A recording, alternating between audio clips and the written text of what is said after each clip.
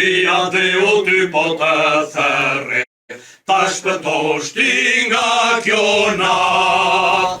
Bëuj Zotin do që të rosh në jetë, armikut jepi datë. Shkrepi drejta në lush, një ulin një djetë, Shqipëria lidhi vesë. Dëshmoj bota dhe yjet lartë në qetë, për ty ojla kongres. Shkrepi drejta në lush, një ulin një djetë, Shqipëria lidhi vesë.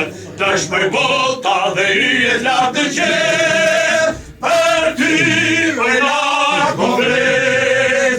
Mësa humbe drejtësia, a që shuhe shpresa jon.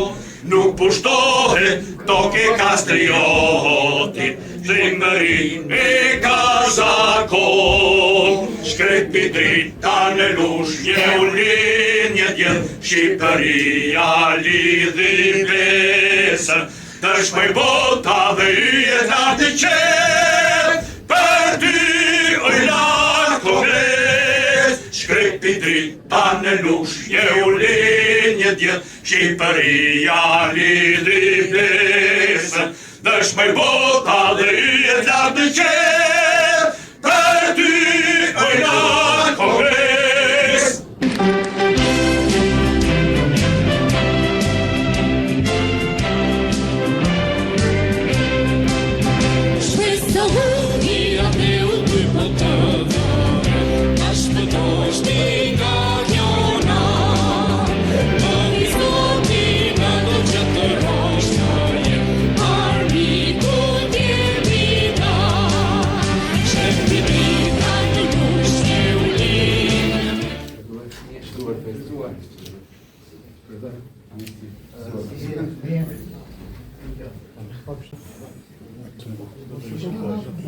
Dhe fuqinë më dha do të largohesh.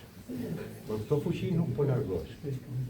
Dije pse nuk po largohesh. Ato firmosat e traktat të fshetë, është traktat të fshetë i Londrës, i firmosur me 26 prill të vitit 1915, që e ndonë të Shqipërinë, pjesën veriore do ta merrte më mbrapa se avokatës të Vrenës, Greqia dhe pjesën tjetër Italia. Dhe kjo Shqipëri që do të dilte nga kjo krasitje e tretë, nuk do të ishte e pavarur, por do të ishte një koloni italisë. Në vend ekzistonte edhe një qeveri e përposhme e Turqisë, e cila tentoi, por nuk arriti dot ato objektiva dhe shumë shpejt e humbi dhe besimin në popull. Ishte ardhur momenti që shqiptarët duhet të merrin në dorë fatet e atëherë të tyre. Dhe në nëntor më 30 ditë, ata u mblodhën në shtëpinë e Labyrinit. Diskutuan gjëra gjatë se ku do të zhvillohesh ky kongres. Më herët Ahmet Zogu i kishte dërguar dhe një letër Bashkisë Elbasanit që i kërkon që ta merrnin përsipër që të zhvillohesh aty, por nuk u bë e mundur. I vetmi qytet që pranoi këtë qytet ishte ai i Lushës. Një qytet i vogël, por që titi të mbante në krah një ngjarje që në fund të fundit shpëtoi Shqipërinë. Ne do të ngjitemi në pjesën lartë të shtëpisë, ku do të diskutojmë më gjatë se çfarë vendime të morën dhe si. Por do t'i kërkoja të pranishme, shtëpia shumë e vjetër që kështu do të ngjitemi grupe. Ju lutem, keni durim. Urdhoni pajisë. Sot i pecë. Po këtu mbrapa kemi një i cili në ato ishte gati 26 vjeç, i cili mori një nga ministrit më të vështirë, më të delikatë të kohës. Ka dhënë dhe një 26 ose 26. Ka dhënë dhe një frazë shumë të bukur që kuptohet në librat e historisë, nuk njoh asnjë autoritet tjetër përveç Kongresit të Shqipërisë. Fjalët janë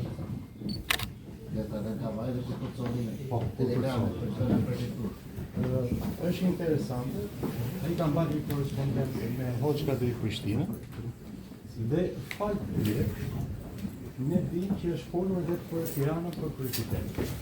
Sot atë letër e kemi sot të ekspozuar në muze dhe do ta tregoj enkas ku aty thuhet kam dëgjuar se Tirana do zgjidhet për ky qytet. Nuk e di nëse është me rënd, nëse kjo përshkruajtje është e vërtet, atëherë është një zgjidhje e vërtetë. Vendimet e kongresit, se pakën është një ngjarje më të rëndësishme. Kongresi pasi shqyrtoi me shumë vëmendje me delegatën e pranishmit vendimet që kishte marrë qeveria e Durrësit, e shpalli të shkarkuar. Zgjodhi një qeveri të re, me në krye Sulejman Delvinën. Bëri dhe një kushtetut shumë e rëndësishme, e para, por me 6 nënë. Në këtë kushtetut, fuqia e çdo institucioni ishte barës mirë peshuar. Zgjodhi Këshillin e Lartë me 37 antar, shpalli të papranueshme çdo vendim që Konferenca e Paqes tentonte të merrte për ta ndarë Shqipërinë ashtu siç u interesonte. Populli shqiptar, dhe ajo që është më e rëndësishme, u bashkuan në qeverinë e Kongresit të Lushës dhe autoriteti i saj u njoh në të gjithë vendet. Po në pjesën e tjera, ju të kalojmë në pjesën tjetër. Për gjithë kundërshtarët që ndërfaqin e SOTP-s, më vjen të kujtoj 2 personazhe shumë interesante, ku thuhet Irfanori, rrogën ja kanë fal qeverisë. Pra në momente të vështira kur ekzistenca e shtetit shqiptar ishte vënë në pyetje, ishte edhe nga ata njerëz që e bënin me shpirt dhe me zemër për të mbrojtur këtë vend. Është një tjetër që po të njëjtën, dhe që i Rusit, rrogën ja kanë fal qeverisë. Këtu në Lushje u mblodhën patriotët që e deshën të vendit. Dhe fal tyre sot ne kemi shtetin që kemi ende dhe sot. Kjo është një letër dërguar enkas nga Sulejman Delvina, ku falenderon lushnjarët dhe për guximin që treguan. Le ta themi, Kongresi i Lushjes, gjatë gjithë ditëve që zhvilloi punimet, nuk ndodhi asnjë incident, sepse të gjithë delegatët dhe të gjithë ata që kishin tuar forca personale, dua të përmend Ahmet Zokun që kishte marrë me vete edhe 100 forca vullnetare, i dolën për zot këtij vendi.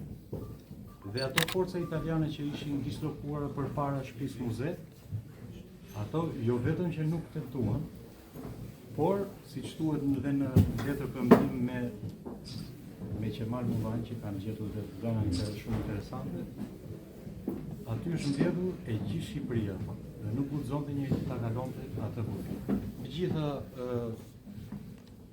po marrë dhe tjetrën parlamenti gjithashtu ishte zgjedhur, ishte bërë dhe kushtetuta dhe pjesa më e rëndësishme e qeverisë me krye Ahmet Zokun ishin nisur drejt Durrësit.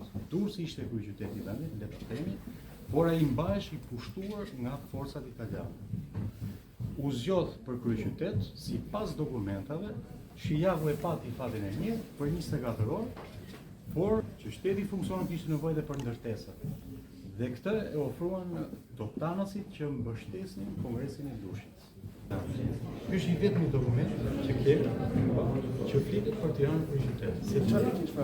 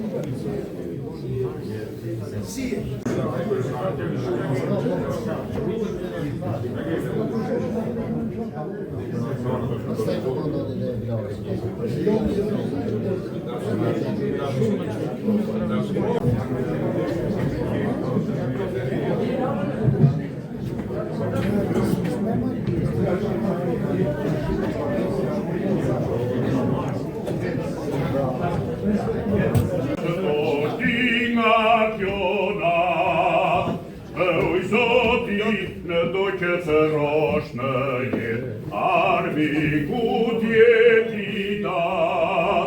shkrepi drita në lushnje ulen një djetë, Shqipëria lidhi besën, dëshmoj bota dhe yjet lartë të kell, për ty i lartë kongres. Shkrepi drita në lushnje ulen një djetë, Shqipëria lidhi besën, dëshmoj bota dhe yjet lartë të kell, për ty i lartë kongres. Rog dita e kongres. Hajde të bëndojmë një një kontara, që nuk përtojnë një kontara, një kontara, hajde me mund. Besëm për shpëtim, prej lufteve qa i largohet, kështë nitur tradhëtor, kush është burë, nuk frigohet, por vdes i një dëshmor. Rog Shqipëria! Rog demokracia, rog parlamenti. Kemi marrë shumë vota në këtë popull këtu. Kemi bërë një peticion të madh, po komunistat nuk duan ta bëjnë këtë ditë sotme, ditë festë kombëtare. Po ne e njohim si qytetar. Të kuq nuk duan atje në qeveri lartë. Pra, ky kongres ka shumë vlera. Duhet të caktohet, të vendoset një ditë kombëtare, festë zyrtare e Shqipërisë. Një populli si ditë kombëtare. Po. Faleminderit inderuar. Faleminderit. Aftë pa me lejoni të juroj gëzuar 106 vjetuar në Kongresin e Lushnjës. Kongresi i Lushnjës në historia e shtetit shqiptar është fillimi i shtetë shtetit. Ka qenë kohë që ne kemi pasur politikanë që kanë sakrifikuar çdo gjë për të krijuar, për të financuar vetë nga qenë një shtet të ri. Prandaj mesazhi më i mirë që ne mund të marrim në këtë kohë që ka kaq shumë trazire, kaq shumë vështirësi, ka çështje të spakut të tjera, që ne shqiptarët kemi një histori ku shqiptarët kanë ditë si të bëjnë vetë shtet. Pa korrupsion, por vetëm sakrificë, bashkimin të familjes zakonshme me politikanët, me lider të biznesit të gjithë sferat. Prandaj duhet jemi shumë krenarë me këtë datë historike të historisë. Së dytë, ne jemi në një situatë që ka shumë zhvillime. Unë vetë jam pjesë e shoqërisë shqiptare, jam pjesë e jetës këtu në Shqipëri, dhe patjetër që fatin tim, jetën tim është lidhur me shtetin tonë. Faleminderit shumë. Dy foto të gjithë të pranishmit, ju uroj gëzuar këtë ditë, gëzuar ditën e Kongresit. Partia e Legalitetit faktikisht në këtë ditë e ka kthyer traditën e saj për të qenë e pranishme traçë pjesë Kongresit të Lushnjës, pasi Kongresi i Lushnjës është një ndër ngjarjet më të rëndësishme historike aty ku nis shtetëformimi shqiptar. Është një ngjarje ku urojt sovraniteti i ynë, është një ngjarje që duhet respektuar shumë më tepër se sa ditën e sotme, për gjithë politika, të gjithë akademia, të gjithë institucionet shtetërore sot duhet të ishin të pranishëm dhe me patjetër kjo ditë duhet të ishte ditë si festë kombëtare, shtëpia muze e Kongresit të Lushnjës duhet të ishte patjetër muze kombëtar. Për ne si Partia e Legalitetit, respektimi historisë dhe shkruajtja e historisë drejt është një ndër qëllimet tona kryesore dhe është një mesazh që duhet japim për të gjithë ata që kanë dorë të shkruajnë kjo histori, pa një histori të shkruar drejt, kemi bërë gabime të papashme për brezat e ardhshme.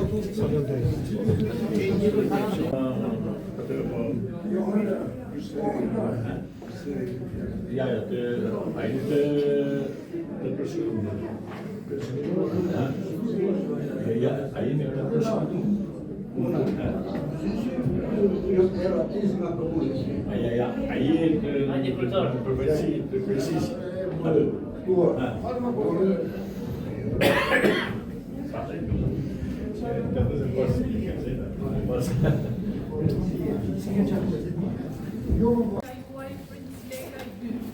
Nderuar kryetar i Komisionis Lëvizje Legalitetit, zoti Shqiprim Axhami, të nderuar të ftuar, miq dhe pjesëmarrës në këtë takim të veçantë. Jemi mbledhur sot në një aktivitet me rëndësi të veçantë kombëtare për të nderuar dhe të kujtuar Kongresin e Lushnjës. një nga ngjarjet më madhore të historisë sonë shtetëformuese, cilë dhe në kuadër të projektit Kthim tek rënja. Për të shprehur mirënjohjen tonë të thellë ndaj të gjithë atyre burrave të shuar që më ndihmuan në këtë rrugtim historik të kombit shqiptar, që nga triumfi i legalitetit. Kam deri të hap këtë aktivitet me himnin tonë kombëtar, i cili do të shoqërohet me një video dokumentar të shkurtër të triumfit të legalitetit.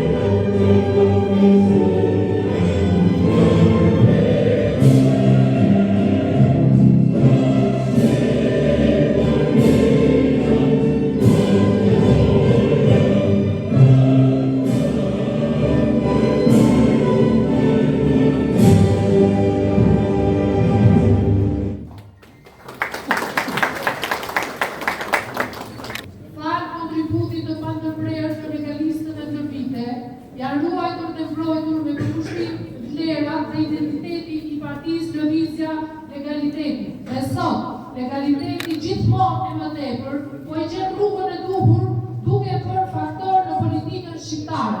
24 mbushin 100 vite që prej ditës së triumfit të legalitetit. Kjo ngjarje unike në historinë e shtetit shqiptar ishte pjesë e festave zyrtare deri në vitin 1939. Flasim për kohën e artë të mbretit Zogu i parë, i cili ishte dhe arkitekti i triumfit të legalitetit. Kjo datë kremtohej e nderohej për të gjithë shqiptarëve në të gjithë vendin, pavarësisht që ishte zyrtare. E vërteta është se triumfi i legalitetit është një arritje madhore historike. Në morinë e ngjarjeve dhe datave, 24 dhjetori shënon një kulm të paarritshëm.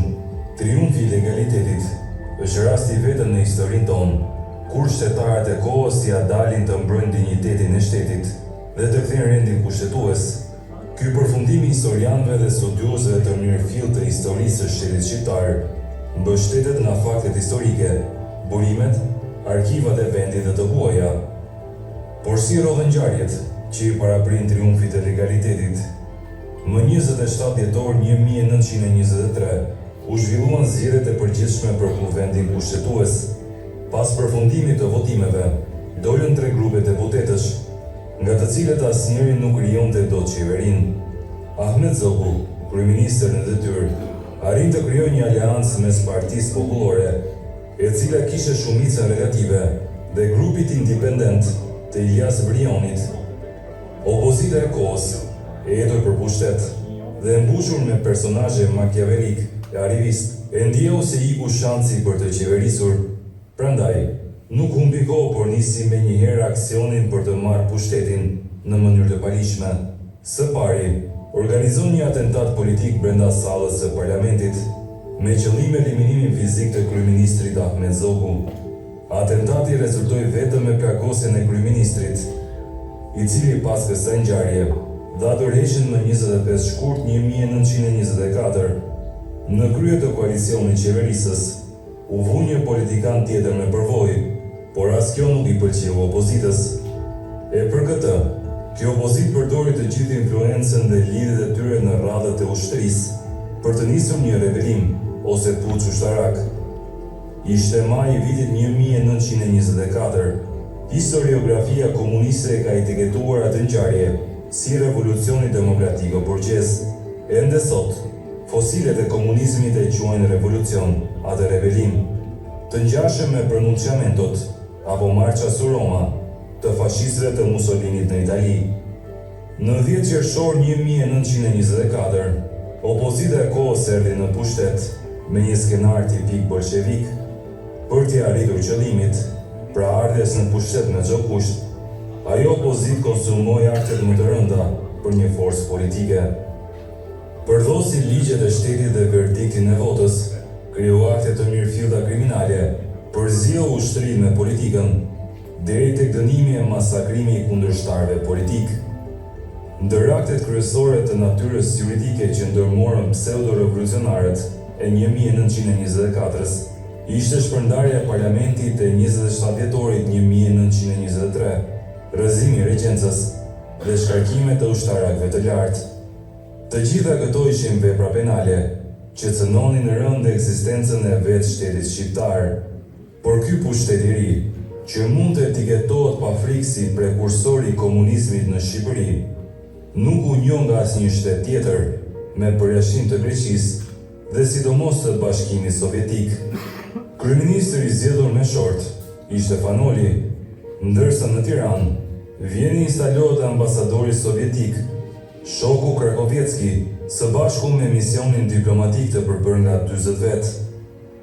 Ky akt alarmoi qeveritë europiane, të cilat ndjen rrezikun bolshevik të u vinte në derë, prandaj nxituan të veprojnë dhe të kërkojnë që ish kryeministri Ahmet Zogu të kthente rendin kushtetues. Siç dihet tashmë nga historia, Zogu shfrytëzoi maksimalisht situatën ndërkombëtare dhe organizoi një operacion që hyri në histori me emrin Triumfi i Legalitetit. Aksioni për të përzënë ilegalet që kishin zatuar Tiranën u zhvillua nga 5 pika të ndryshme hyrëse të kufive të vendit. Sulmi i parë filloi në jug të Shqipërisë, ku Myfit Bej Libollova, në krye të forcave zogiste, futet në Kagavi, nga Kafshtica hyn Koço Kota, nga Qafthana bën punën e vet, Selautin Ploshmi, nga Podgorica niset e pastron Shkodrën, i famshmi Musa Juka, ndërsa peshën kryesore e ka vet Zogu, i cili hyn nga Bllata në Tibër dhe për pak ditë, duke ndjekur përgjithsisht rrugën e Arbrit, kthehet në Tiranë, pa shkaktuar viktima dhe mes entuziazmit mbar popullor. Zogu tregoi edhe një herë shpirtmadhësinë e tij, duke mos kryer kurfar hakmarrje ndaj rebelëve, duke dhënë edhe një provë tjetër genialiteti si politikan. Ai urdhëroi që vetëm të çarmatosin forcat kundërshtare, t'u jepnin për të ngrënë dhe t'i nisnin për në shtëpi. Qeveria e Fanolit dhe pasuesit e saj u larguan në Vlorë dhe që andej ikën në Itali, ku sipas shtypit të kohës kishte marrë nga arka e shtetit 126.376 frank nga ari. Ky operacion i përgjithshëm u kurorëzua më 24 dhjetor 1924 dhe shënon triumfin e legalitetit. Kjo ngjarje madhore vlen të kujtohet si fitore e ligjit mbi paligjshmërinë, si fitore e demokracisë mbi diktaturën, si fitore e atetarëve shtendërtues mbi të ashtu quajturit revolucionar dhe së fundi si fitore e legalistëve mbi rebelët. Ahmet Zogu në krye të pushtetit ndoqi rrugën e pashtimit. Më 20 tetor 1925 shpalli faljen e përgjithshme dhe më 19 shtator 1928 shpalli një tjetër amnisti për të arratisurit politik. Shumë nga kundërshtarët e tij, Zogu i ftoi të kontribonin për konsolidimin e shtetit shqiptar dhe jo pak prej tyre erdhën në Shqipëri, duke marrë poste të niveleve të ndryshme, duke filluar nga ministra, deputetë e tjerë. Triumfi i legalitetit erdhi në një kohë ku përpjekjet e shqiptarëve për të bërë shtet ishin në hapat e para dhe vështirësitë ishin të panumërta. Kjo lëvizje frymëzohesh për idealeve të rilindjes kombëtare shqiptare. Ajo ngjarje historike duhet të na shërbejë gjithmonë si një referencë prej së cilës legalistët dhe nacionalistët shqiptar janë frymëzuar, kanë ndërtuar ideologjinë e tyre dhe kanë gjetur motivacionin e aksionit të tyre politik. Në shtypin e kohës, thuaj ndër të tjera, veprimet e legalistëve ishin të qarta dhe konkrete, zhdukja e anarkisë, kaosit vëllavrasjes, zëvendësimi i tyre prej qetësisë, paqes, vllazërimit, organizimi i shtetit dhe reformat shoqërore. Edhe sot, 100 vjet më pas, kemi nevojë për të njëjtat gjëra bazike, prandaj det dhe mësimet e triumfit të legalitetit janë më konkrete se kurrë. Rroft kujtimi i nacionalistëve shqiptarë që dhanë jetën për kombin, lavdi emrit, figurës dhe veprës së mbretit zog i parë.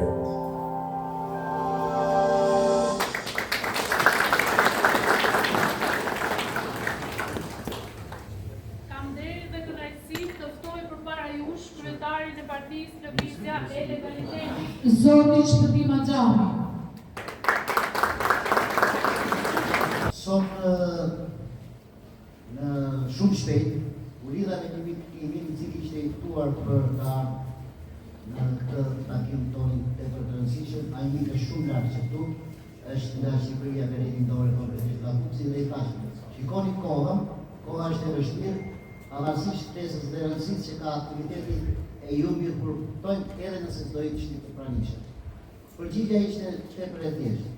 Ahmet Zogu dhe patriotë të tjerë ditën e Kongresit të Lushnjës së Lëvizjes nga gjithë trojë teknike shqiptare në format nga më të ndryshme fekuaj dhe kurativ edhe në këmbë për të bërë Kongresin e Lushnjës. Kështu që nuk diskutohet ne do të jemi të pranishëm në Lushnjë. Ju falenderoj për pranimin. I nderuar lartësia juaj mbretërore, principërorës dhe Legalitit. Të nderuar zonja dhe zotërit, legalistë dhe familjar të atyre që për më shumë se një shekull shkruan historinë. Miq të çmuar, është kënaqësi dhe është deri veçantë për mua që sot ndodhem mes jush në qytetin e Kongresit. Pikërisht aty nga u ruajt sovraniteti ynë dhe u hap rruga e konsolidimit të shtetit të parë modern shqiptar. Ju falenderoj. Gjithashtu, që i rastin të ju falenderoj përzemërsisht për pranimin dhe pritjen e ngrohtë tuaj, duke i dhënë kuptim dhe vlera këtij takimi solemn. Sot, ne legalistët që ndemi në Lushnjë, e bërë kjo pothuajse traditë për ne, ndryshe nga shumë qeveritar, politikan apo akademik dhe institucione shtetërore të cilët duhet të ishin sot në Lushnjë, duhet të bëjnë vlerësimin ashtu si duhet të kësaj karte historike. Që ndemi këtu për të nderuar dhe përfituar Kongresin e Lushnjës, një nga ngjarjet më madhore të historisë sonë dhe po sot në këtë ditë historike për të vlerësuar figura atletare patriotike në vazhdim të projektit Kthim tek Rrenjët, nisur ky në kuadër të 100 vjetorit të grupit të legalitetit. Pa Kongresin e Lushnjës, Shqipëria rrezikonte të zhdukej, por duhet të theksohet se pa iniciativat e guximshme dhe lartpamëse si ato të Ahmet Zogu, zgjedhur ndërkohë ministër i brendshëm në Kongres, Kongresi rrezikoi të mbetej një akt i papërfunduar historik. Data 20 janar e vitit 1920 e Kongresit Lushnjës dhe data 24 dhjetor e vitit 1924 e Klubit të Legalitetit janë dy data të rëndësishme të lidhura mes tyre në mënyrën më harmonike. Pas shpalljes së pavarësisë më 1912, në vitet 20 të shekullit të 20, shtetë përmimit tonë ju hap rruga në Kongresin e Lushnjës, ju vendosën fatet në Klubin e Legalitetit dhe ky shtetë përmim i parë modern u krye me shpalljen e mbretërisë e Shqipërisë mbretërinë më vitin 1928. Prandaj, historia duhet të shkruhet drejt dhe për ne legalistët kjo rrugë mbetet sot e në vazhdim obligim i madh. Që në këtë kohë, lezat të tërë i kanë qëndruar besnik filozofisë zoviste për atë dhe mbret për shtet e troje kombëtare teknike. Për këtë arsye, është një detyrim moral dhe historik për ne, të kujtojmë me respekt e minjojmë vërtet ata që luftuan dhe sakrifikuan për të idare. Të prymë, jemi ndërmarrë projektin kombëtar të Prenjës për të nderuar dhe të besuar të gjithë ata që dhanë një kontribut të pazëvendësueshëm në interes të kombit tonë, projekti i përfunduar deri tani në qarkun e Shkodrës dhe në qarkun e Koçës. Këtë radhë, pjesën e këtij projekti e kemi zgjedhur për në këtë datë të rëndësishme në lushën e Kongresit. Nga këto treve, kuptohet patriota atletar që jo vetëm mbështetën Kongresin e Lushnjës, por edhe u rreshtuan në krah të angazhohen në rrugën e tij të përmuese.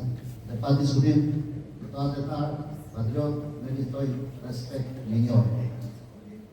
Një nderim i veçantë shkon për ata që gjatë diktaturës komuniste nuk u përkullën, nuk u dorëzuan, duke ruajtur dinjitetin dhe krenarinë përballë përsekutimin, intervenimit, pushtetimit dhe përrosjes.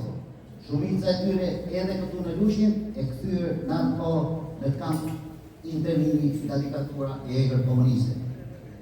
Nderim për ata që të larguar në eksil pas luftës së dytë botërore, pranuan dhe u përkushtuan pa heshtur për interesin kombëtar, duke mbajtur gjallë idealet e monarkisë shqiptare.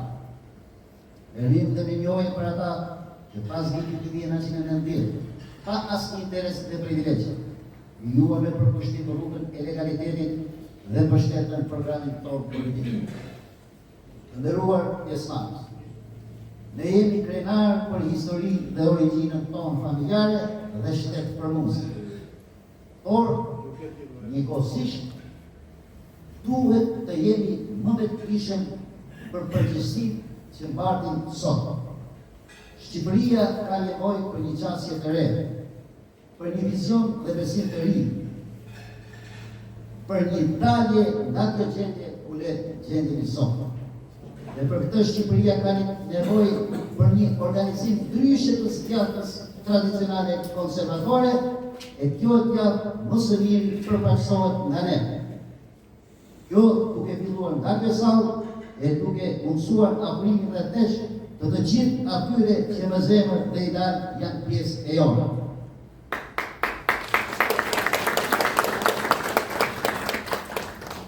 E djata nuk mund dhe nuk duhet monopolizohet nga askush pa rënë të qarta ideologjike, e as më tepër nga origjinë dhe lidhje majtiste. Kjo thjesht për interes të përçarta. E djata shqiptare ka rënë tek morali, tek besimi në Zot, tek ata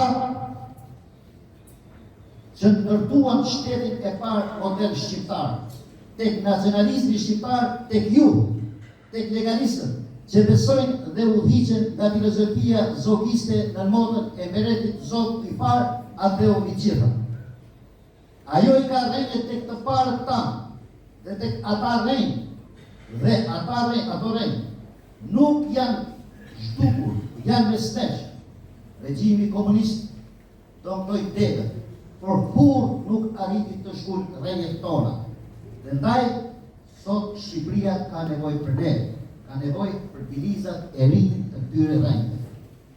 Vetëm me këtë identitet të qartë dhe sa më të bashkuar mund të ndryshojmë këtë realitet që Shqipëria të mos shpopullohet, por të rinjallet, që shoqëria të shëndoshet dhe rinia të gjejë shpresë këtu në Adheun e vetë, në një Shqipëri më demokratike, më të zhvilluar e më të pedante.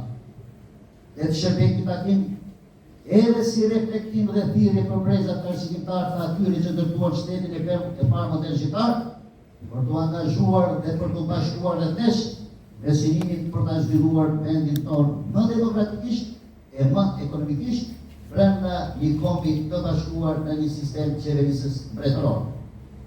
Faleminderit për vëmendjen.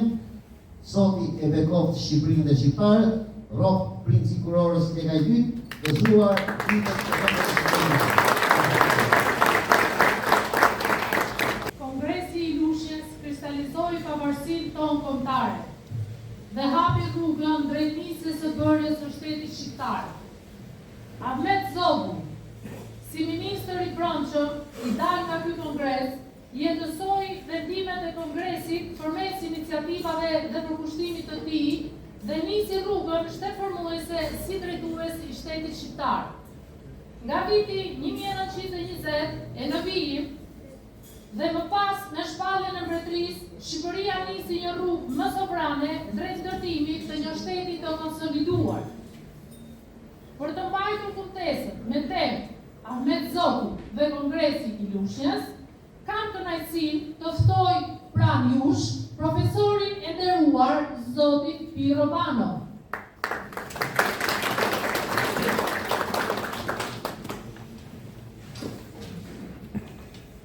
Përshëndetje të gjithëve, nderuar përqie juaj, nderuar kryetari i legalitetit dhe fiskalitetit, zoti Shëtim. Të nderuar pjesëmarrës.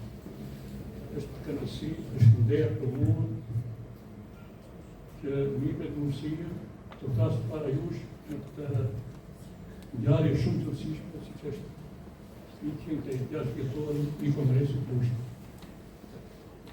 Diskutohet shumë, flitet shumë për të ngjarje të pesë kombëtare. Për mua, si individ, unë nuk njoh në Shqipëri pesë kombëtare të shqiptarëve më të madhe se sa Kongresi i Lushnjës. Ju me të drejtë mund të thonë, është pavarësia, dakor?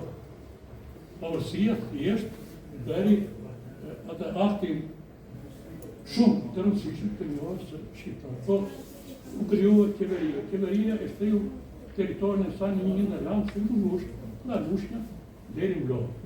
Dhe të ndroi shumë pas, të huaj nuk e njohim. Se i njohën të dy qeveri, edhe të sa pashtortanë, edhe qeverinë e Ismail Bey Vlorës, i njohën si qeveri lokale. Dhe vendosën që Shqipëria të bëjë një principat mbretërore, dhe caktuan një princ, si kudo, një princ gjerman. Erdhi Viti, princ Viti. Çfarë thonë tani për Kongresin e Lushnjës? Zogu luaj një rol, po ishte i ri. Ai vetë ishte i ri moshë. Po mosha nuk ka të bëjë me aktivitetin, sepse nga ekonomia e tij, Bareti, Ahmet Zogu e kishte filluar me prindarinë e tij në Shqipëri, qysh në nëntor të 1912. Dhe deri në vitin 1916, 1917, ai fuqishëm se zuri lufta e parë botërore, ju e dini gjithë Shqipëria u bë shesh luftimit. Dhe Ahmet Zogu doni gjithë ta bënin për vete, u lidh me Austro-Hungarisë. Ata i dhanë një gradë shumë gjatë për moshën kishte, se me ndoni ka fjalë, atja ishte po 21 vjeç, dhe e bën kolonel. Dhe shkoi në Austro-Hungarisë. Pra, fuqishëm në vitin 1916, Ahmet Zogu bëri përpjekje për të rritur një kongres në Elbasan, për të shtuar Shqipëri, se Shqipëria ishte relativ flot. Dhe, po nuk e arriti dot qëllimin. Madje, përmendet shpesh Kongresi i Elbasan, po ai kongres nuk u bë. Dhe Ahmet Zogu shkon në Vjenë, kulturohet, asimohet më tegat një fushë ushtarake, mendoni, koronel në moshën 20 vjeç. Ishte në ushtërinë e Austro-Hungarisë. Si fillojnë ngjarjet tani para Kongresit të Lushnjës. Pra ky njeri me një aktivitet shumë të fuqishëm, i dinte ngjarjet që zhvilloheshin, madje i dinte perfekt, sa që ambasadori Hugo Grant i Amerikës,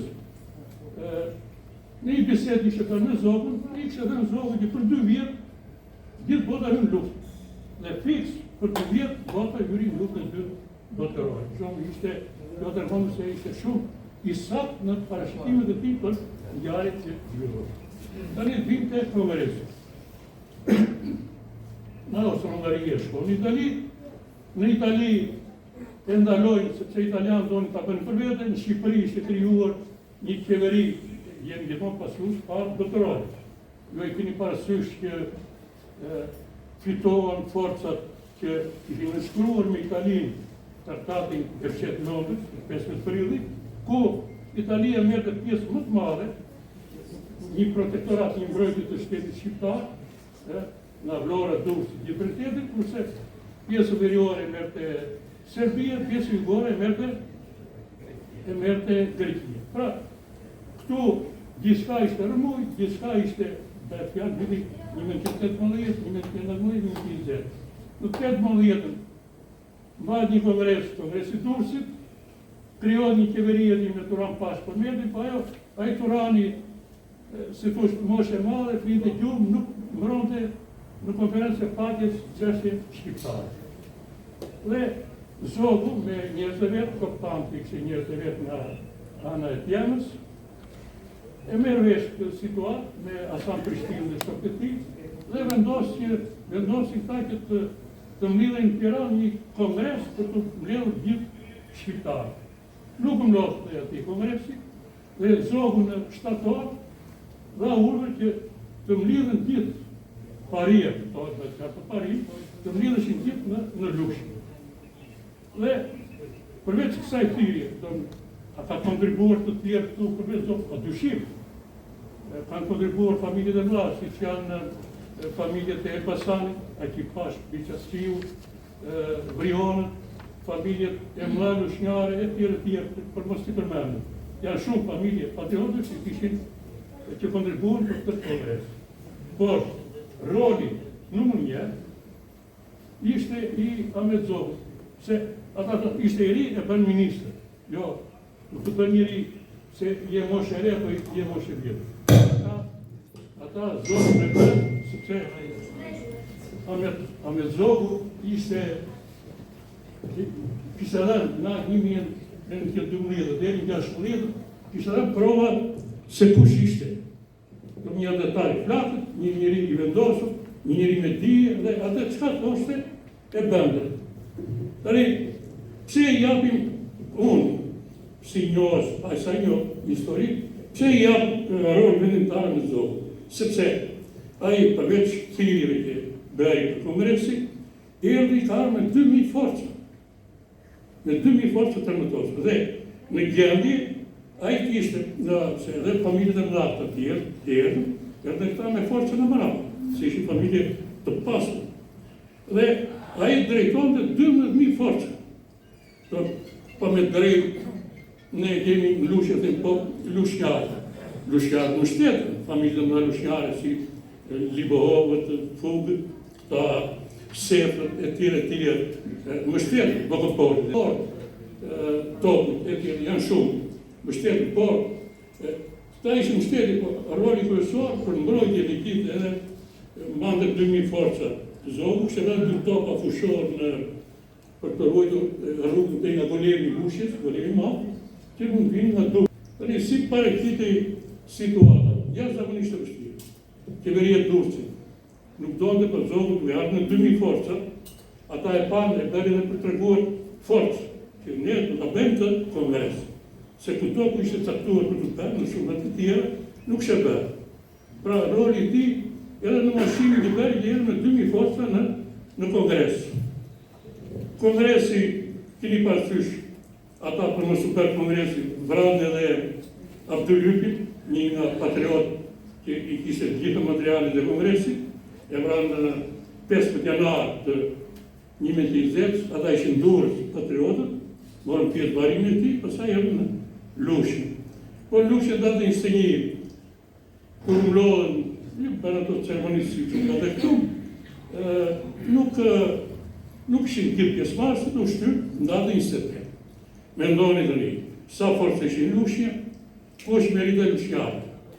2000-2500 veta ishin, po këta që ishin, këta ndërë një ditë Lushnjë, strehime gjitha këto, ishte i komitet organizativu krijuar aty, se këta ishin gjithë, do më në familje pasur, po do një lefë ta që këndërën, do një shkim, do një fjeti, dhe maj mërë se më jam rritur aty në lagje, ka qenë një mësues i vjetër Hysem Dervishi, ku që ka njohë Ceni, thoshë ati, nga vitet 60-65, na mblidhen në rrethonte edhe thoshte që shiko, këta gjithë të delegatë të rinj dhe ne si fëmija ishte 10 vjeçë na vini mësues të ndonin thellë me ata. Ka qenë edhe ata në sjaron që do bëhet të kongres.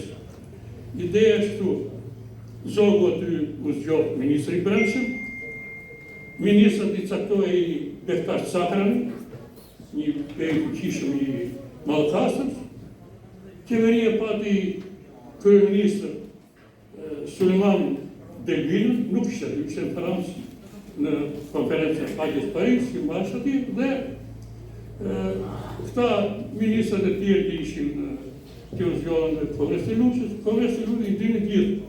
Në Kongres të Lushës u bë struktura e shtetit shqiptar.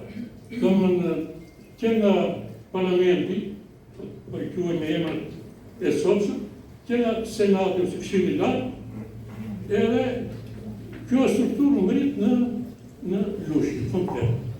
Mirë, fjala ishte tani, të gjithë këto vendime duhet të shpërndahen. Dhe me zogu që në 31 janar e shpërndahen në proklamat ku i njoftoi gjithë mbi vendimet shumë të rëndësishme që u morën në Kongresin e Lushës. Mirë, të rëndësishme për Lushë zbatuar ishte vendosmëria, ishte gjithë aftësia i përdori, njohet e gjithë, se kështë edhe njohet të ta që ishte të pasur, dhe arriti që të gjithë çfarë vendosën në Kongresin e Lushës, në cep, këtë gjitha nga Termarat e një zhekje, të mine në alfabetin tonë, a i plëcoj. Këtë gjithë. Po, me ndoni dhe një. Do kalohën të këtu, në Lushë do vedhë të Tiranë. Mi për në Durës, ishte Piacentini, komandanti italiane, ishte qeveria Durësit. Edhe, kur shkoj në Kavaj, si vendosi edhe në Kursi, zogu se u beri thirrje gjithë gendarmerisë, gjithë forca ushtarake të qeverisë Durësit, që kalonin nga Kongresi i Lushës. Edhe kishte që kaloj, si që kaloj në prefekti Lushës, që kaloj me Kongresë. Dhe zogu shkoj deri Kavaj, Kavaj dorën për para, gatin për plasje, zogu me mëqërin e vetë e shmanë, kaloj rrugë tjera, shkoj në Shijaku. Nga Shijaku, dhe ati vendosi organ lokale, e la për shkuën në Tiranë të njerëz të vetë, ati ku sot Akademia e Shkencave. Ati e priti populli shqiptare, shëtjuar dhe e priti me shumë entuziazm. Kudo e prisi me entuziazm. Dhe du të keni parasysh që zogu për 2 muaj, se dhe bje shku të fani se për 2 muaj zogu arriti që të gjitha ato vendime t'i vinte në jetë. Çfarë? Mori me marrëveshjen e Kapshticës, mori Korçën, mori Shkodrën, mori e shtëriu pushtetin e vetë në të gjithë Shqipërinë përveç Vlorës. Vlorë pastaj edhe aty duke mos u futur direkt në luftë me Italinë, edhe aty ndihmoi fuqishëm ata po fshehurësi dhe u arrit që gjithçka që doni shqiptar e realizoi Kongresi, e realizoi Ahmet. Çfarë doni shqiptar? Çfarë donte rilindja, i ka plotësuar 1.000 Ahmet Zori.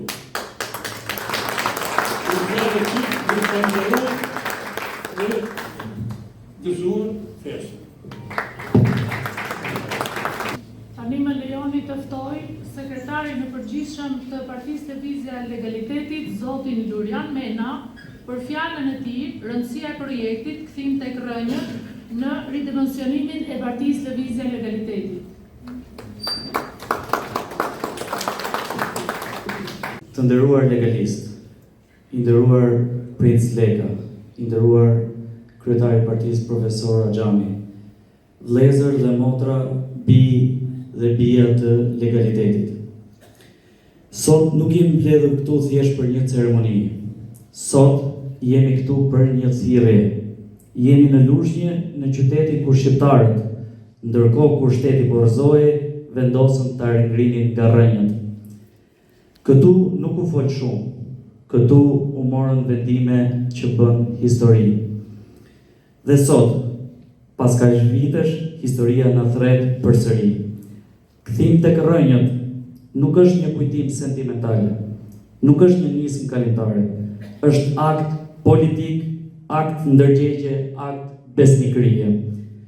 Ne nuk e nisëm këtë nismë që pas 100 vjetësh stërniprit tanë të mblidhen për të marrë dekorata mbi varret tona. Ne e nisëm që legaliteti të jetojë sot, të flasë sot dhe të veprojë sot. Sepse legaliteti nuk është e shkuara, legaliteti është e ardhmja e fateve të vendit tonë. Të dashur legalist, për shumë vite na kanë thënë se legaliteti është relike, se koha e tij ka kaluar, se historia e ka mbyllur kapitullin. Por, le të pyesim veten me ndershmëri, a ka sot Shqipëria më shumë rend, më shumë shtet dhe më shumë drejtësi? Nëse përgjigjja është jo, atëherë legaliteti nuk ka mbaruar. Përkundrazi është më i domosdoshëm se kurrë. Ne nuk e kemi humbur idealin, pavarësisht që shumë prej nesh kanë humbur fatkeqësisht rrugën. Dhe rruga gjendet vetëm duke u kthyer tek rrënjët. Sot të gjithëve duam t'ju flasim me zemër, jo me protokoll. Shumë prej nesh janë larguar, janë shpërndar, kanë kërkuar streh diku tjetër. E kuptojmë, por sot po i themi vetes diçka që nuk ndryshon kurrë. Nga do që të shkosh, nuk ka si shtëpia jote. Mund të duar të kasim diku tjetër, po kurrë nuk do të respektojnë si në shtëpinë tënde. Legaliteti është shtëpia jonë politike. Nuk është perfekte, nuk është e pasur, por është e ndershme. Dhe shtëpia kur bie nuk shitet, ringrihet. Ne nuk po bëjmë thirrje për karrige, nuk po bëjmë thirrje për interesa, po bëjmë thirrje për nder, për besë, për përgjegjësi historike. Sepse një ideal nuk vdes kur humb zgjedhje. Një ideal vdes vetëm kur bijtë e tij e braktisin. Sot nga Lushnja, nga vendi ku Shqipëria u shpëtua një herë, ne themi me zë të lartë, legaliteti nuk është relike, legaliteti nuk është kujtim, legaliteti është mision. Dhe ky mision fillon sot me kthimin në shtëpi. Zoti e bekoft legalitetin, Zoti e bekoft Lushnjën, Zoti e bekoft Shqipërinë. Përveç rolit vetimtar në mbajtjen dhe zbatimin e vendimeve të Kongresit të Lushnjës, Ahmet Zogu, qeverisja e tij, mbetet një nga periudhat më të lavdishme të historisë së shtetit shqiptar. Familja mbretërore shqiptare mbetet një krenari dhe një aset kombëtar. Monarkia është trashëgimi, vazhdimsi dhe sukses. Ndaj sot ne urojmë, punojmë dhe besojmë se kjo trashëgimi, si një e drejtë dhe domosdoshmëri historike, do të bëhet realitet përmes pritësit të kurorës Leka i dytë. Kam nderin dhe privilegjit e veçantë ta ftoj para jush lartësinë e tij mbretërore, pritës Leka i dytë.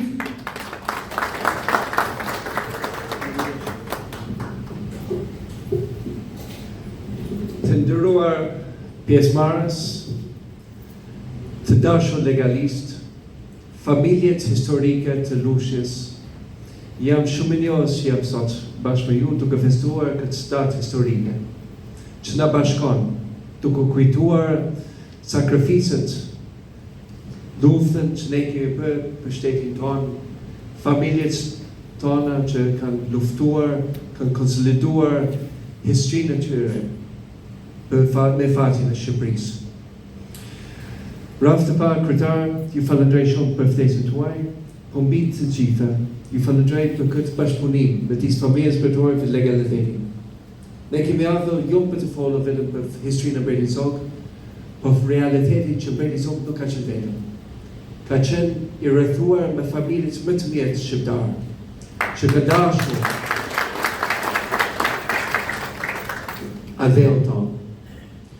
Prandaj, me lejoni që të dedikoj këtë ditë, duke ju falendruar juve, që juve jeni nipët, besët, më të mirë të Shqipërisë. Të falenderoj Lushnjën për respektin, për besnikërinë ndaj historisë së saj, duke kujtuar jo vetëm datën e 21 janarit të 1920 si një ditë historike, për një ditë që në bashkon të gjithë në familjes më të mirë.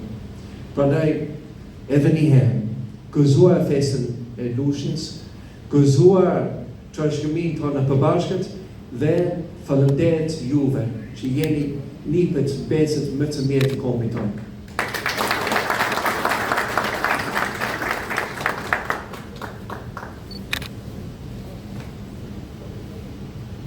Ftoj të bashkohen këtu pranë nesh bashkë me Princ Lekën, kryetarin e Partisë Lëvizje e Legalitetit, zotin Shpëtim Axhami, shoqëruar nga sekretari i lartë i PLL-s për të vijuar me ceremoninë e shpërndarjes së dekorimeve të parashikuara për sot dhe me përshëndetje të shkurtra nga cili do prej jush që dëshiron.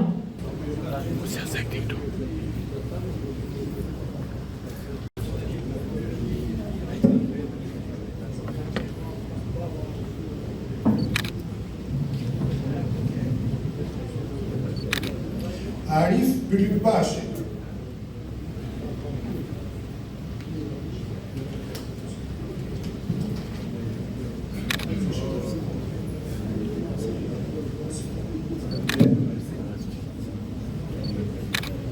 Veli Vranciari, Riza Kishta,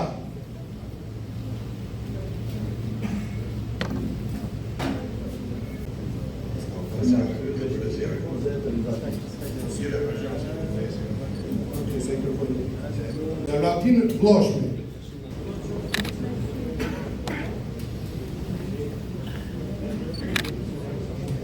Familja Xhemal Aramitas,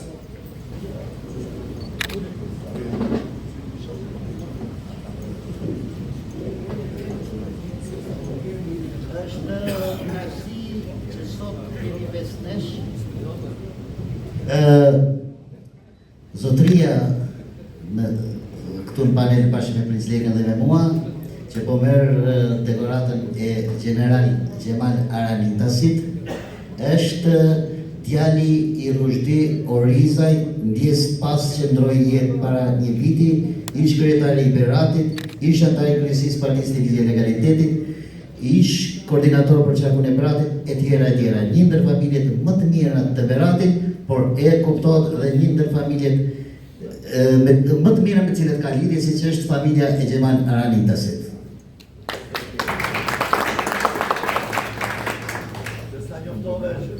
Kaso Guri.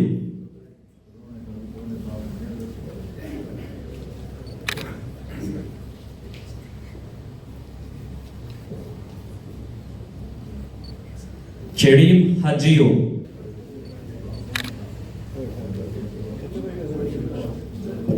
Vlen për të theksuar personi që po dekorohet është i rënë me 7/10/1939 në ruajtjen e sovranitetit të Shqipërisë në Saran. Në atë ditë ishin 11 anije luftarake të rënda, të tipit të rënd luftarak, dhe për koincidencë fisnikëria dhe digniteti është në racë të mineve. Papai i Mitrov Mërtikës, që një nga luftëtarët që në krah të Selam Musaj, me këtë kthimin të rrënjët tona, nuk për të kujtojmë vetëm datat, për kujtojmë dhe gjakun e sakrificat e njerëzve që na bashkojnë sot, do me thënë familje që kanë dhënë për lirinë e vatanit.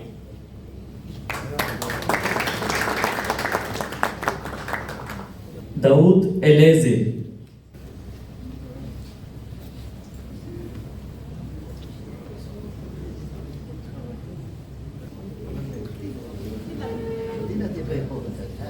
Familja Hamid Matjani.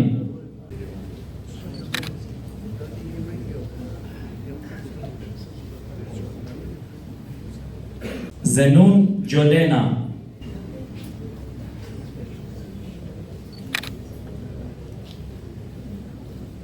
Bajram Kokla.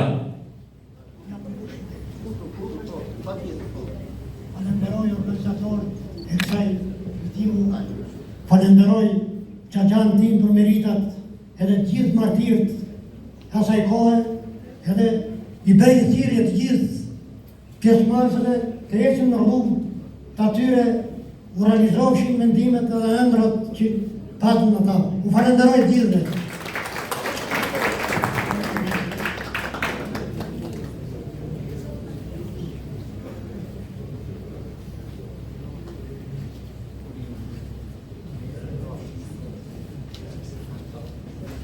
Nezir Mushaqi, Sefedin Brehamaj,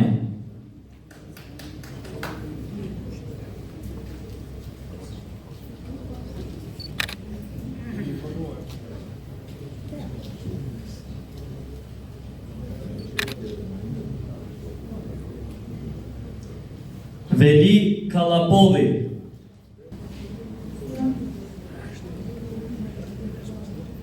Demir Sulçebe,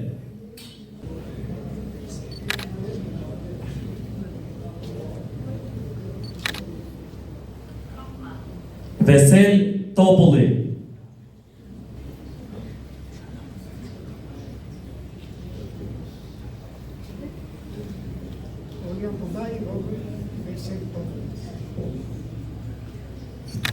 Që së bashku kemi shkuar dhe kemi marrë firmat për krijimin e Partisë Legalitetit. Vlla imi madh dhe unë dhe të gjithë edhe familja ime, duke filluar që nga gjyshi i Kristopulli, ka qenë kandidat këtu në Bushme, dhe baba im Ender Topulli ka marrë pjesë në këtë kongres dhe ka mbajtur proces verbalin e kongresit. Ju uroj të gjithë legalistëve të ecin përpara dhe të besim.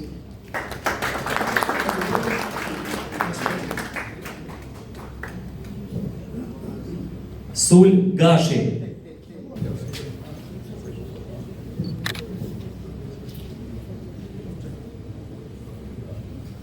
Sul Elezi, Shevqet Dobra,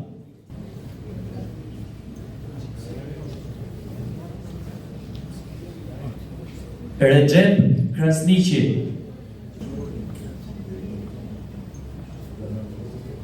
Tefta Mersini,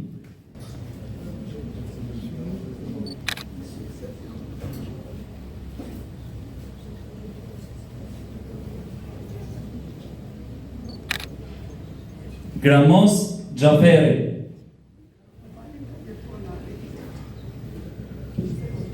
Babai ka jetuar në Amerikë dhe kur është luftuar, babai juaj me të nëntuaj ka mbajtur të dasëm bashkë me shokët e tjerë, nga Detroiti.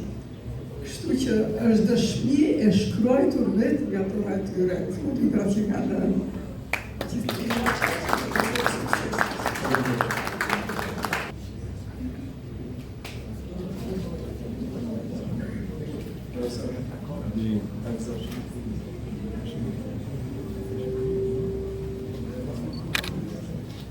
Shkëlqim Osmani, Mynir Zonja, I nderuar dhe qendës, I nderuar kryetari I legalitetit të Republikës Shqipërisë, Zoti shpëtimon qënë. Përmene se në Republikën 25 ne kemi gruar dhe mbretëri. Po, patjetër. Të nderuar pjesëmarrës, jemi mbledhur si një familje e vetme këtu. Të gjithë kemi për të thënë. Por unë falenderoj të gjithë pjesëmarrësit. Baba im, dua ta them këtë, mbretin e quante një yll të rënë në qielli. Dhe kur në atë kohë nuk kemi patur drita, jetonin në përkatundë, fshatra, sistemi. Patëm një radio me bateri. Dhe në atë kohë, në vitin 1961, e maj mend mirë, la Ramet mbreti I parë Ahmet Sogu. Dhe në të kohë në mlodhi dhe në thirri të gjithë dhe ngrevni në kemë, tha, dha njoftim radio, tha 2 llafe, thanë ata. Ka lera me të mbreti, të ndroj, të gjithë gapitur nga familje. Që të gjithë u gapitur, a i mbajti 1 minutë e shtje. Dhe e kujton të gjithë njëte, dhe nga ajo që e kujton të atë nga viti 1961, që në dhe njën, familja jonë, ka qenë gjithë një në përburgje.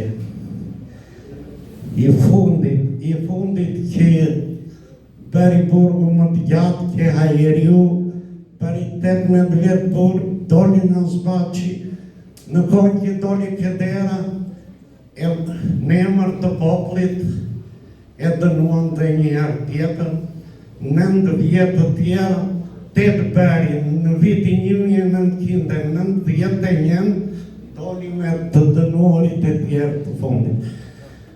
Roft legaliteti. Inshallah, ata jo t'i prapë të kejnë.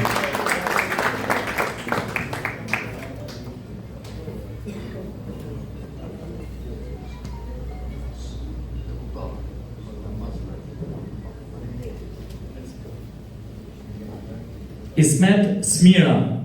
Nëse ndonjë prej familjarëve dëshiron të mbajë një fjalë të shkurtër, ju lutem le ta shprehni. Ja, një sekondë.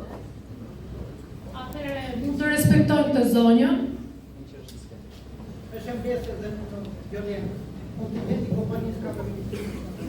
Ja, sa të ordineti ka. I nderuar Zoti Princ Leka, të nderuar të pranishëm, të dashur miq. Sot, unë flas me një ndjesi që nuk buron vetëm nga mendja, por nga gjaku. Jam këtu si stërmbesa e Dine Bej Maqellarës për të sjellë jo thjesht një emër nga historia, por një rënë që ende re, që ende ecën. Kongresi i Lushnjës për familjen time nuk është vetëm një datë në librat e historisë. Ai lidhet me një kohë të dhimbshme që historia e ka përsëritur disa herë duke e goditur familjen tonë dhe më vonë deri në djegjen e shtëpisë dhe shkatrimin e gjithçkaje që përfaqësonte stre, kujtesë dhe vazhdimsi. Ishte koha kur familja Dine Nasufi ishte internuar në manastir nga pushteti serb, e larguar me forcë nga toka e vet, e ndërshkuar për qëndrimin e saj kombëtar. Ishte një kohë kur sakrifica nuk ishte zgjedhje, ishte imponim. Në këtë realitet, Dine Bej Maqellara erdhi në Lushnjë, jo nga rehati, por nga plagët e hapura. Ai erdhi me peshën e përndjekjes, por dhe me dignitetin e një emri që Dibra e kishte fituar me gjak dhe qëndres. Nuk ishte rastësi që Edith Durham në vitin 1920 do ta quante Dine Bej Maqellarën së bashku me vëllain e tij Izetin dhe shumë dibran të tjerë, tigrat e Dibrës, sepse ata nuk u dorëzuan kurrë për atë dheun përballë pushtuesve dhe nuk pranuan asnjëherë të nështroheshin. Kur flas sot si pasardhëse, nuk flas për një krenari të zhurmshme, flas për një bark të heshtur që kalon nga brezi në brez, për gjetësinë, për të mos harruar dhe për të mos u tërhequr. Historia jonë familjare na ka mësuar se liria ka çmimin e saj, dhe ky çmim shpesh paguhet me heshtje. Sot jam këtu si dëshmi e asaj ecje, si kujtesë se Kongresi i Lushnjës nuk ishte vetëm një akt politik, por ishte një betim i brezave që do të vinin për ne. Të gjithë delegatët e këtij kongresi duhet të kenë zë dhe kujtesë përmes trashëgimtarëve të tyre, përmes nesh, përmes shtetit shqiptar. Sepse brezat e atyre sakrifikuan familjen, pasurinë dhe gjakun për atë dheun, pa kërkuar asgjë në këndim përveç lirisë dhe dignitetit kombëtar. Në emër të rënjëve të mia, për ulën në respekt përpara delegatëve të Kongresit të Lushnjës, burrave që në një moment më të errët të historisë së popullit ton patën guximin dhe menduan për Shqipërinë së nesërmes. Në këtë moment të veçantë, me nderim të thellë dhe mirënjohje të sinqertë, falenderoj familjen mbretërore dhe në mënyrë të posaçme shkëlqësinë e tij Zotin Princ Leka. Për këtë akt kujtese dhe për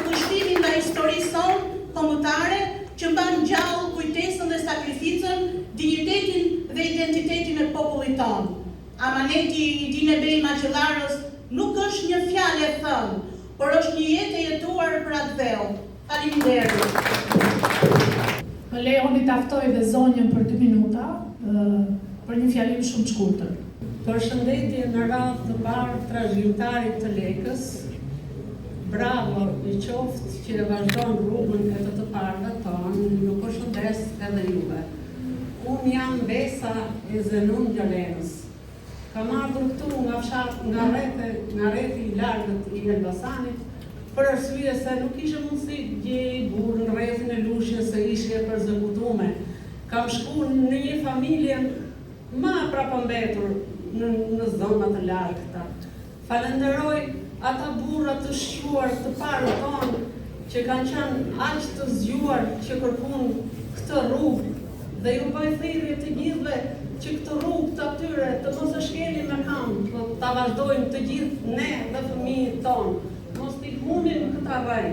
Ju përshëndes të gjithëve.